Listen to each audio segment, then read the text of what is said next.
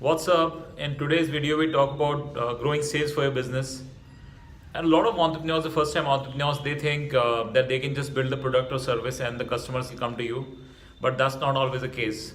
Uh, for seasoned entrepreneurs, you usually build the service, even validate the service before that, and then you build the product or service, then get your customers to use them, and then eventually make the sale.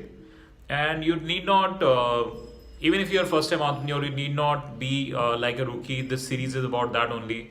You should be doing it the right way, and sales is the right way to go about it, going out and finding your customers. So there are four steps that you should do to make a sale. First is customer contact. That means you need to create a list of the prospects that you want to reach to, your prospective customers, and then reach out to them. And this reach out can be in the form of email, it can be over phone, it can be in person. So that's step one. Step two is booking a presentation and delivering that presentation. So whatever your product or service you're offering, talking about that in front of a customer. It can again be done over email or phone or in person, but this is what you should do.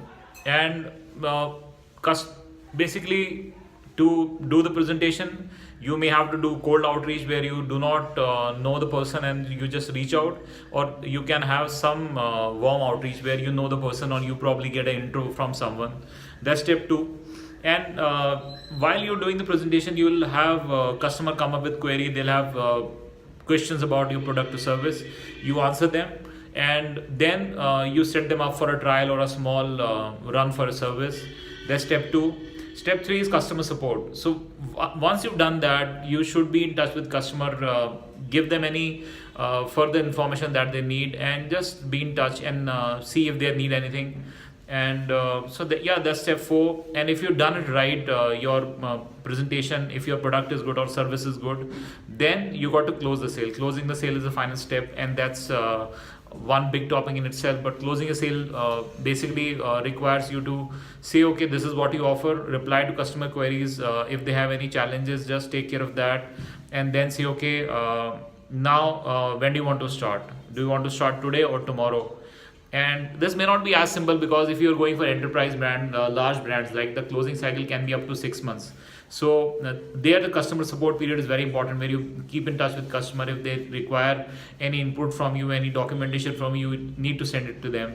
So these are the four steps that you do to close a sale. One is customer contact. For that you need a customer list. Step two is presentation or meeting. Step three is customer support post the meeting, and step four is making the sale. It does not end here, but these are the basic steps that you do till you make the sale. And to make the sale, another very important thing that you can leverage is social proof. Social proof is basically what others are saying about you, and people want to trust you before they can consider you. And basically, trust and consideration, basically when people consider you, are two important things. If people trust you, then they'll consider you as one of the choices they need to buy from. So win their trust. And to win the trust, social proof can come handy. That means, can you show your prospective customers that there are other people who have bought from you? They are not the first one. People do not want to look like a fool. Brands do not want to look like a fool, right? And there's this popular saying where it says, no one got fired for buying from IBM, because IBM such an established brand. If anyone bought from IBM, they'll not get fired. So if you want to be seen as a brand that can be trusted and people can buy from, then show some social proof.